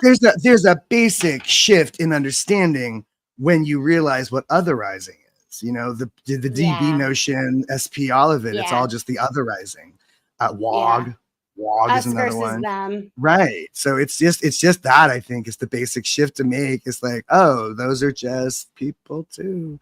And I've been, you know, told on my, you know, it's like criminals, like the way conservatives feel like they or like whatever. This was a conversation back in the hour. People still think this way, but that was the idea, was that the criminal or the gangbanger at the time in the 90s was like something different. It was a different kind of person. They weren't really like us, kind of thing. Like that Kendrick Lamar song. And you gotta get behind that. You gotta get around that. You gotta get over that. And sometimes it takes, but empathy is difficult for some people. And sometimes it takes the real life experience to get it. Unfortunately, conservatives too often, they have to, their daughter has to come out or something before they realize gay people are real too, you know, or something like that. And it takes humility. Well, there's humility and empathy, because empathy is the realization that you're not the center of the universe, or you're not the only person in the world, and everybody else is just as complex and weird or interesting or real or valid or as you are. There's a Scandinavian thing about that. There's a thing called a moment of something, where that moment you realize, oh, everybody's a person too. It's not just me. And when you're a child, you're kind of supposed to feel that way. When you're a baby, when you're little, and your mom and your dad or the world and all that, but you're supposed to grow out of that. And Scientology, once again, it's one of those things that they encourage you to stay narcissistic, stay ego-driven, stay the center of the universe. We're gonna rescue everybody. Bullshit. They're pretty much the same age. They're pretty much the same age as when they joined the cult. After 20 years, they'll stay the same because they emotionally stop maturing. Yeah, and that's the point of it, right. And we've talked about this before, and this is true also in recovery. Like they say, you don't mature past the point of your first drink. So, and I think this is you don't mature past your first auditing session. You don't mature past your first bullbait. You don't mature past your TR0. You know, there's a lot of you know, arrested development built into the system here, right? And that's why it's troublesome to realize how many people have not really had the therapy. Although I think for a lot of people, this is the therapy. You know what I mean? Like going online and talking about it and telling the stories and blah, blah, blah. You know, that which is a super not safe space, and I don't recommend it. Well, luckily, with very sympathetic listeners and very sympathetic. I mean, I haven't had any trolls yet. Nobody's trolled me yet, I don't think. I haven't seen any trolls. I have a big part of the therapy realization for me was realizing I actually had to parent myself through the rest of the stages and like be my own parent, give my own self a hug, do all the things that I had wanted to have happen that didn't happen. Yeah. That's an interesting one. Give your own self a hug. Pat yourself on the back. Like literally all the things that make you feel really silly, but like envision yourself as a child. Like, what would you say to that little person? And like, is it going to be okay? Are you going to be okay? You know, things like that. It's hard work. It's horrible. Like somebody said that to me once, and it was in reference to a photograph of myself when I was about 5. It was a professional photograph because my mother was trying to get me famous when I was little. And I was in commercials and stuff. It's stupid. But there's this picture of me, and I'm like 5 years old. I'm in the ditch at Cece. We're in the where the pavilion is now, where the waterfall and all that is. What used to just be a ditch, and it was like this big, fallen tree, I guess, or cut down tree. And I'm just sitting on the log, and I'm in my underwear, and I've got my legs crossed, and I look like a little girl.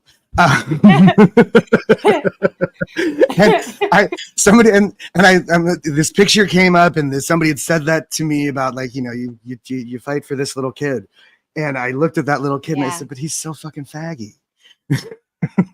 I'm sorry, it's just me hating on myself, but it's like I couldn't even like look at that kid with anything other than I couldn't look at that kid with anything without a little bit of contempt, I guess is what I'm trying to say. That's wild though. That is unfortunate. Yeah, that is unfortunate. So like, I don't know, doing it for the kid I used to be or could have been, I don't know about all that. That just becomes so like bittersweet. It's like anytime I have any realization that I'm not, some piece of shit, it just makes me feel more annoyed and pissed off and sad that it took me so long to realize. Yeah. Well, that self-hate is going to go away, hopefully, eventually, because you have no reason to hate yourself so much. I bet that picture was adorable. Oh, I'm sure it was. I couldn't be non-biased about it. I couldn't possibly. Yeah. Couldn't be arsed. I'm sure it was. It was the one that was selected for some sort of headshot or something. I don't know exactly what that picture was used for, but I was in some catalogs when I was a kid. I was in a couple commercials. we were LA Scientologists trying to get somebody famous. LA. We're just so get somebody LA. We famous. All had headshots. Yeah, it was really Barrett Oliver did it. Anybody can do it. I remember my mom saying, you could be like Leah and make all this money and donate it to the church. You should be an actress like Leah. Right. Well, that was the idea of like, that was the out. If you weren't going to be a Sea Org member, staff, then at least make a lot of money doing something, preferably get famous, because not only can you make a lot of money for the church, but you can also disseminate and advertise for them. Ooh, but what's crazy there's a goal. About that is the amount of people who I know who actually did become famous just from that pure pressure. Like so many people who grew up the way that we did became household name type people or musicians or whatever, because there was nothing else for them to do. They literally had to become famous. I don't know, people born, you mean people who actually grew up in Scientology? Like Juliette Lewis is the only person that comes to mind right off the top of my head, but her father was a famous television actor. There's nepotism there. There's, that's a whole nother thing. And not for nothing, Juliette took off when she was a kid. She emancipated herself when she was like 15. Yeah. To get away from Jeffrey and Glennis. So I don't know. Sonny Moore is Skrillex. Oh yeah, that's right, Skrillex. Yeah, I don't know his story. I don't know his story, but I hear the car alarms sometimes that remind me of his music. Oh. I grew up with another group of rock artists that I don't even want to blow up their spot. Or Beck Hansen. I'm sorry. Exactly. I would love to talk to him. I would love to sit down with Beck and to ask him, like, what do you think of all of this, motherfucker? Because he doesn't, and even his public persona as Beck isn't like, he doesn't do a lot of interviews. He doesn't do commercials for Dunkin' Donuts. So like, I don't know. We don't really know much about him. Funny story about Beck is a couple years ago, I was in Vegas and we were at the opening of this like really cute bar, dance club, whatever. The owners had invited us. So we look over and there's Beck, and he was giving me Scientology eyes. Like, I don't know what it is, but there's something about us Sino kids where you can like it's a thyroid condition. What is it? Because we all have these crazy eyes that like I can spot a Scientologist from like a mile away. And it was literally like Beck was giving me those eyes and I was giving them right back. Like I see you, Scientologist. I literally wanted to be like, Oh hey, God, that's your that's like the cousin. aliens in Cocoon where they're like hiding in the closet, and the alien just looks through the slats at them. It's like, ah, fuck. That's us. Yeah, totally normal. Crazy timeline. Oh, Xenu, take me away. You know who would be interesting to talk out would be Jason Lee. Yeah, I'd be interested to hear where he's coming from, what he thinks of it, because I don't know. Do you know Yeah. how in it he is or was? He actually left, but he left Okay. silently. All right. So What about he Ethan would be- Suplee? I think Ethan's still in because he's married to Brandy, who's Juliet's. Ethan sister or Suplee is whatever. married to Brandy? I didn't even know that. I believe so. They just had a kid last Christmas. I do know that. My God. I did not know that Ethan Suplee was her husband. Oh, that's so funny. Huh. That's so funny. That is so funny. He used to be at the Masterson parties all the time. When I was growing up, Yeah. Ethan would be around and he would be at the Masterson art shows and all that. Yeah. We were childhood play friends, I guess. According to my mother. Yeah. Our mothers used to be friends, but I think they had a falling out or something. That's so funny. And Brandy. All right. I wonder what happened to Bo. That would be interesting one to talk to. It is kind of wild to see how many people actually achieved fame from. Well, it's also like Carol Masterson or whatever. It's also Los Angeles, not for nothing. And remember that Danny Masterson's mother was a big casting agent. Carol, yeah. So like there's a lot of power in Hollywood. Casting agents have a lot of power. And yeah, and I don't know. You're right. The push, the motivation, I guess, but like too much pushing breaks people. That's what drives people to drink drugs and that's the thing too, is that when people like don't, I feel like so many of us, because we don't make it to whatever level we had envisioned of ourselves, then it's like you have to go the total opposite way. Like I know so many former Scientologists who have been homeless at some point, where it's almost like a self-fulfilling prophecy where like they told us this is what's going to happen. Yeah. Oh no, I feel that. And you've mentioned this before, and we've talked about this before. It's the unrealistic expectation, and it sets you up for failure, and you do. And then like silly things like if you're in the Sierra, you don't even know how to like, apply for a job or a apartment or something. You know what I mean? There's like such basic fundamental things. Like when you're coming out of the streets or coming out of prison, even there's programs where you can go and they can teach you some basic life skills. Yeah. Totally. They will even sometimes pay for a school of some sort. So for us too, to have that fear of psychiatry and psychology coming out, right? You know, and the very thing barrier. The very thing that we needed was the very thing, right? And I do also have an allergy to affiliation, to groups, to joining up, to any of that kind of stuff. I don't want to know. I don't want to be part of your goddamn band. I don't want to be part of your party. I don't want to be part of your club, your network. And then here I am in a network, but still. But at the same time, I need community. At the same time, I crave community, right? I push it away. Yeah. Look at me. Don't look at me. Look at me. Don't look at me. You're such a walking contradiction. I think that's an artist for you. A walking contradiction. Well, my father was a hippie. My mother was a debutante.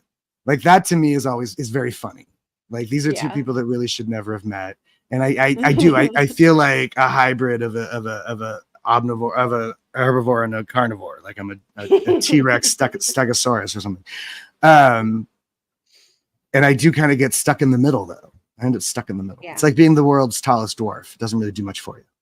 Yeah.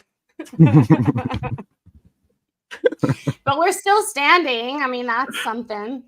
I'm still standing after all this time. I'm sorry. I do that all the time. Like this is a thing that I do all the time. Like I hear a phrase or something and the song comes out. And it really frustrates. Some people love it and some people it frustrates the hell out of. But I don't know.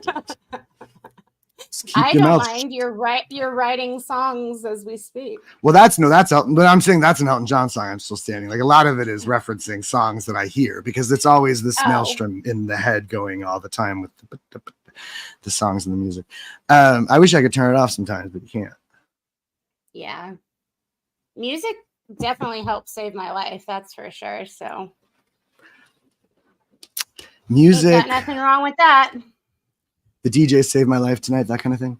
The DJ saved my life. Music is what the soundtrack of our lives, that kind of stuff. It's the sound of emotion. I like that one. People say a lot of things about music, and it's universal, it's historical throughout human history, everywhere around the world. Everybody has figured out how to bang something against something, or vocalize, or moan, or something. And usually it's out of some sort of frustration or pain, some need to say something, or a warning to neighbors to stay away.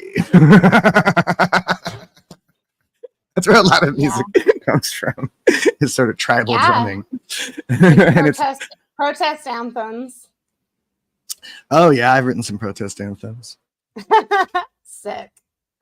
I don't know, anthem. Anthem's probably not the right word. I feel like you need like swooping guitars and riffs to make an anthem. But what makes an anthem? Like, is Die Hard a Christmas movie or not? What makes it is a Christmas movie.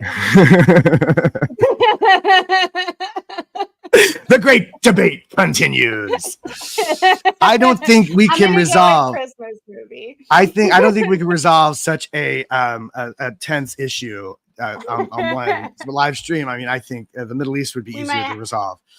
We might have to bring it up quite a few times to get to the bottom of it. Over is Die Hard a Christmas movie? I say whatever you want to be a Christmas movie is a Christmas movie. Yeah. No, but at the same time, one of my favorite, like, I always think it's funny. Like, there's a Ben Folds 5 song called Brick. She's a brick and drowning slowly off the coast heading north. And it's not a Christmas song, but he mentions Christmas in the song. It's 6:00 Christmas morning. She tries to kill herself on Christmas Eve. That's what the song is about. A girl trying to kill herself on Christmas Eve and him kind of trying to deal with it on Christmas morning. That's what the song's about. And so he mentions Christmas in the song. So they play this song on the radio at Christmas time, or they did in the 90s. I don't know if they still do. But I always think it's so funny. It's like, that song's not really a Christmas song. Yeah. Mike says it was released in the summer. Yeah, it's not. It's a party. She's a brick and drowning slowly. Ben Folds, I love. I think he's very underrated. Rock the Suburbs is one of the best records ever made. But the other one is Joni Mitchell's River. It's coming on Christmas. They're cutting down trees, putting up reindeers, singing songs of joy and peace. I wish I had a river. Now, that's not really intentionally a Christmas song, but it is a Christmas song. Do you know what I mean? Yeah. Differently, I think. I think that one really is a Christmas song. Even though I don't think she wrote it as a Christmas song, she wrote it as a lot of great Christmas songs were written as nostalgia for cold, snowy, wintry Christmases that they weren't having because they were stuck in Los Angeles. White Christmas, that's how that song was written also. Was a guy stuck in Los Angeles pining for his childhood snowy Christmas. I'm dreaming of a white Christmas. He's literally dreaming of a white Christmas. That's where that song came from too. Joni Mitchell did the same thing. That's what River's about. And she's talking about ice skating on frozen rivers in Saskatchewan, in the northern tundra of Canada. No, she's yes. Very famous, very famously Canadian. Yes, she's very famously Canadian. And she's been something new every day. Yeah, and she's her and Neil Young were the big Canadians of that particular. Leonard Cohen, he's Canadian too. Really? A lot of good Canadians. A lot of good Canadians. I thought Drake, Drake, not so much. You're in Kendrick territory here. I have no idea. I don't even know what the beef is. I just know there's beef. And I remember this from when I was a kid and hip hop was new and like hip hop guys had beef. And it would take like 3 years for them to put out the record to to get back at the guy. And now it's just like it's immediate. It's right there. Everybody's got their beef on Twitter. It's so funny to me. It's so funny to me. I have no idea. I just don't like that line. They're not like us. It's otherizing. And I know he's talking about something else, but still, out of context. Otherizing. He's telling Drake to stop using the N-word. He said it doesn't fit him. Is that what he's doing? Yeah, he's too white for it. I agree with that. Yeah. I think Drake is too white for the N-word. He's basically saying like you're a singing boy. Like stop trying to be tough. And I would feel weird if Jamie dropped an N-bomb. I would not be comfortable with that. There's a great moment in that show Tina Fey did 30 Rock, where they've got Tracy Jordan or Tracy Morgan playing Tracy Jordan or whatever it is. He's his character, and he says the N-word all the time. And then there's another black guy on the show who's one of the writers, and he went to Harvard. And so they call him Twofer because he's black and he went to Harvard.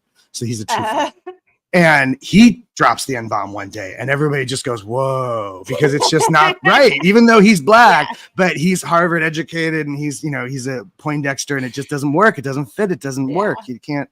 Yeah. Yeah. No, the M word is, yeah. Yeah, that's what it's about, really. I mean, Kendrick says, like, I feel uncomfortable when you say that, bro. I can see that. I get that. Okay, I got that. Coming from Drake, I got that. And that's another thing that I think is funny because we don't talk about mixed race because there is a whiteness to Drake. There's a whiteness to mixed race people, or there's like I was talking about that movie about the pressure meter, the magical Negroes, the Association of Magical Negroes, David Allen Greer. And it's a really funny, silly premise where like the magical Negro sees the white people with the pressure meter and the white people are going to freak out. So they got to calm them down or help them through whatever dilemma they're in this traditional movie trope of the magical Negro, like Vagabants or something like that. And or Green Mile. And mixed race people would also be part of that conversation. Or somebody says to me the other day about the statistics in America that white people won't be the majority by whatever it is. And I'm like, well, are we including mixed race people in that conversation? Because traditionally in America, we don't. Traditionally in America, we put mixed race people into the category of, which is why Kamala Harris is so confusing to some people because she is more but than it's one. so sad too because the mixed race people sometimes are not accepted by they're not accepted by their own groups, not black enough for the black girls, not white enough for the white girls, not Latin enough for the Latin girls, that kind of stuff. I just know this from the girls that I grew up with. A lot of them are mixed race girls, and you hear this stuff. And there's a stuck in between kind of ambiguity to it. Yeah. And it's not exactly the same. And certainly also not for nothing, also because he's Canadian. And there's something I think fundamentally American about a black guy using that word in the way that I think is acceptable. And he was on a sitcom, like he was on DeGrasse. He was on like a little kid's show. He was like on a teenage. He was on like the Canadian version of Saved by the Bell. Yeah, pretty much. Exactly. Yeah. And he's Canadian. You know, progressively gotten like tougher in his lyrics and stuff. So it's just kind of funny to laugh at. I don't know. Like, I think I'm actually a huge Drake fan, and I'm a huge Kendrick fan. I think the whole beef is stupid and that it's pretty manufactured. I side with Kendrick. You know, you remember in the 90s, they tried to pretend there was some beef between Eddie Vedder and Kurt Cobain. Oh, because that would have sold records, man. But you know what they did? They went on TV and was like, "There's no beef." They just called it out. See the parallels between the SPTV community, all these beefs. I'll fix you one part time behind my back. Yeah. And that's it, right? Universal solvent communication. And that's what I feel like isn't happening on a lot of this. And everybody on that's the thing about this network is that there's maybe too much communication. We're all just like blah, blah, blah, blah, blah. Yeah. But I feel like there's none coming from the other side. Or we get a single like long-winded post about how Osa's trying to ruin it. And with not even a maybe I have something to do with something. Yeah. No, it's completely not me. I didn't do it. Not me. I didn't do it. And that's just the surprising part. Is it's like, how do you say there's nothing that you didn't know about? Like you didn't know about SA being covered up. How is that possible? Yeah. And he did say that he had something to do with transporting Miriam back to Australia, back to her father. On that show. So there in that moment, he copped to something, but then he's not willing to cop to anything else. And I joke with my friends now as I tell this, these are the people that got Scientology kicked out of Australia permanently. You know what I'm saying? Like, that's how fucked up these people are. These are the people who are so foul. They got the whole institution removed from a continent. So that's something to be said. There's something to be said. Results, as it were. I love that other places have it on their health watch. Like they literally will put out, even in the UK, they'll do this and be like, oh, these pamphlets were distributed. They've been a known, they don't call it cult, but they call it whatever it is. Well, in Paris, they were, in Paris for the Olympics, they were shutting it down. And in a lot of places in Europe, they teach kids to watch out for propaganda. because they're much more they much more understand the dangers of Russia in particular, but the way that certain entities, particularly in Europe, are constantly pushing false narratives and propaganda. And so they actually teach children in like kids programming, like how to watch out for propaganda, how to watch out Which for. is so brilliant because we were raised on propaganda. And when I started seeing the World War II propaganda, I was like, this is literally no different than what we were raised with. It's literally just David Miscavige acting as Hitler. Don't say the H word. And we can't, and I won't call him Miscavige. He's mischievous Miscavige. Mischievous I know. Mischievous Miscavige. Sure, whatever he is. He's beating up the trolls. Whatever he's doing. No, I love the idea of like trying to write like a Shel Silverstein style kind of poem like that. Mischievous Miscavige. And then it's not his name because his name is Miscavige. So there's nothing there. I can say Miscavige all I like. Yeah. Miscavige. Mischievous Miscavige. It's hard to say though. It's just crazy that they still think like he's the dude. Like people who are in it really do believe that he's done so much good for the church, blah, blah, blah. It's crazy. I don't know. It's so hard for me. I keep thinking about like events and going to events and all that, like growing up, going to those events all the time. Right. And I always went, but you know, it was me and there was certain kids or certain young people who didn't really we didn't stay in our seats. We didn't really pay attention. We were always running around. And so like, I just remember it all just being so blowhard. It's the most amazing thing that's ever happened ever. Oh my God. And it was hard to reason with. Like, it was hard for me to sit there and accept that. And I think the few times I really did watch an event that's when you start to go, really? This really? Yeah. I think, what's the opposite of me thinks they do protest too much, me thinks they do hip hip hooray too much. What are you trying to prove? Do you know what I mean? Like, it's just like and the hip hip hoorays, those were mind numbing. And that is the same thing when you do look at the so ridiculous along the way. Like when you were having your adventures in New York City, I was still going to these fucking events that ended up getting so ridiculous. Like you thought it was bad then. It got because because the worse it gets for them, the more frantic they're gonna get, the more and they're like claiming we saved all these people, we distributed Dianetics to 500,000 people and Europe is being cleared, and you're like, what the fuck? And if you've ever read 1984, that's exactly how it works. You read in the newspaper how all this stuff is happening, but it's somewhere else. And then every once in a while they switch it around. Totally. We're over there now. And it is totally and it is totally the nature of propaganda. That's why they used to tell us not to read that book. Yeah. I don't know if they still tell people that, but you weren't allowed to read 1984 or Brave New World or any of that. And all that stuff that the Republicans like to ban. And you weren't allowed to do LSD or take psych drugs. Yeah. And no psychics either. They didn't like psychics. Oh, and no hypnotists. No yoga either. Oh, I didn't know about that. Nobody told me not to yoga. It's other practices. Nobody ever told me not to yoga. No. No, but I never wanted to yoga. So that's the joke there. The idea of being hypnotized still scares me. I'm still scared of being hypnotized. You ever been hypnotized? Yeah. A lot of Scientology is hypnotic suggestion. That's why they don't want you to get hypnotized. Do hypnotists notice that if you're like... I'm unhypnotizable. This is a thing. Like, I had to study it in school and whatever, and I tried really hard to get hypnotized. But because of my background coming out of the cult, it just wouldn't happen. That's what I'm wondering. I was hypnotized in Scientology as a side effect, right? Because the predisposition to the suggestive hypnotic state of what we're talking about in auditing, like, does that either? I feel like that would either make you much more susceptible to being hypnotized, or the other way, because you've built up a resistance or something, right? You need to do more than that to get through to me, motherfucker. I've been doing this for years. Yeah, it depends on your agreeableness, because you have to want to be hypnotized, right? You have to go along with it.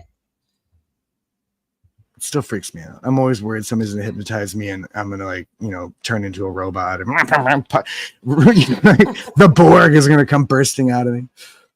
Yeah, I remember talking about that a lot when I first came out. I was scared of being hypnotized, and then I had to do an actual deep dive and realize that like you actually need to consent to be hypnotized. Oh, Otherwise, it's extremely challenging. You can have hypnotic suggestion, you can be put in these states, but nobody can just walk up and hypnotize you. right.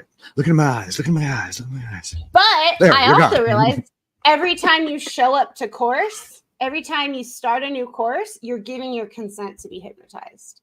Yeah. Yeah, well, that's just it. That's just it. This Yeah. the whole vein of it was like, oh, it's so exciting. Don't you want to get some icing? It's like chocolate. You know, like Yeah. that's kind of how they talk about it all the time. And that was another thing I didn't quite trust. You know what I mean? I'm like, I think y'all are a little too excited about this. And I've done it. It's not that exciting. I don't know why they were so excited about it.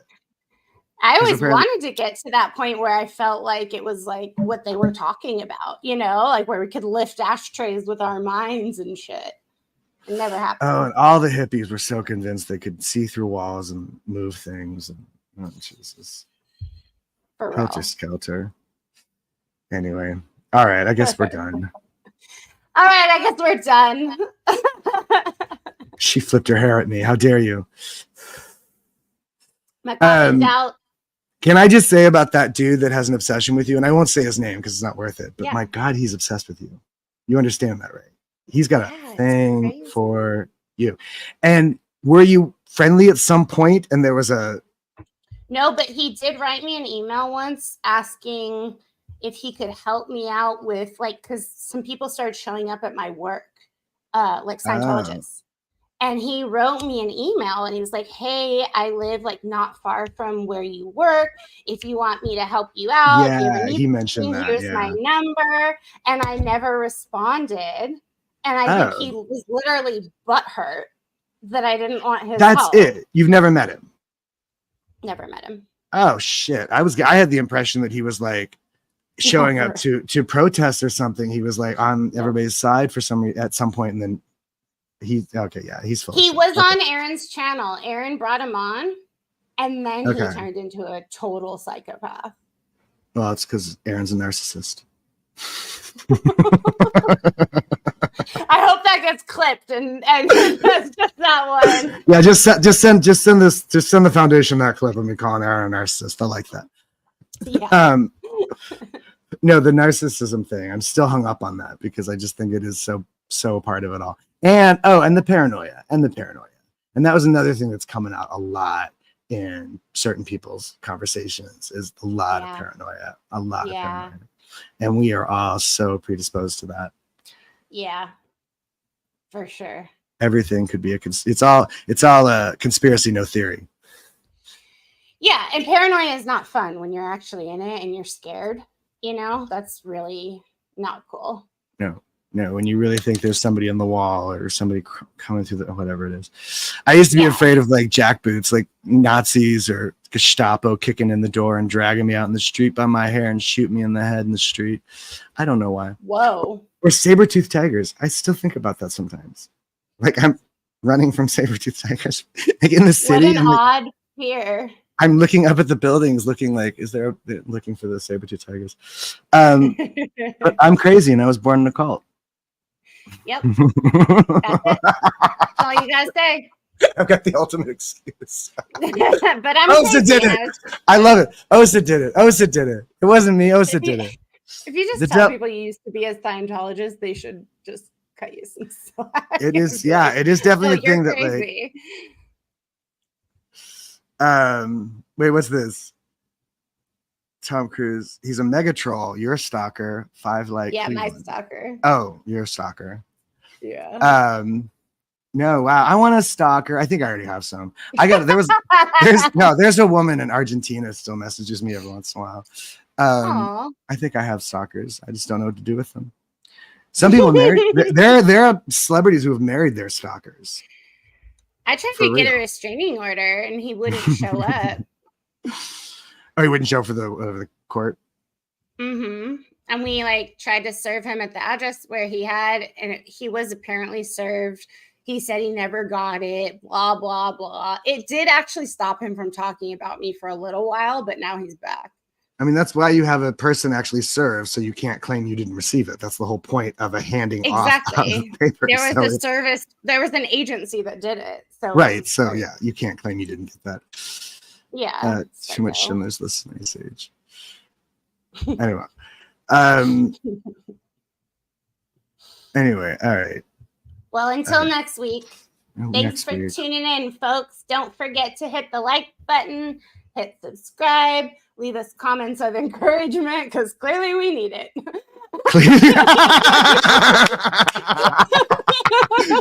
And I'm gonna try to do some like solo interviews with some people. Yeah. Talk to some other people. Talk to some AA people. Talk to some other weirdos. Talk to some homeless people. I know some ex-homeless people we could talk to. That'd be fun. That'd be fascinating. I'd love to watch that. Get off the Scientology kick for a little while. Yeah. Why not? It's just not my only ruin. Yeah, you got plenty of ruins. It's just not my only ruin. I got others. Nope. I got others to fill my head with. All right, darling. It's good talking to you. All right. Good talking to you too. Bye, everybody. Bye, bye, bye. Leave.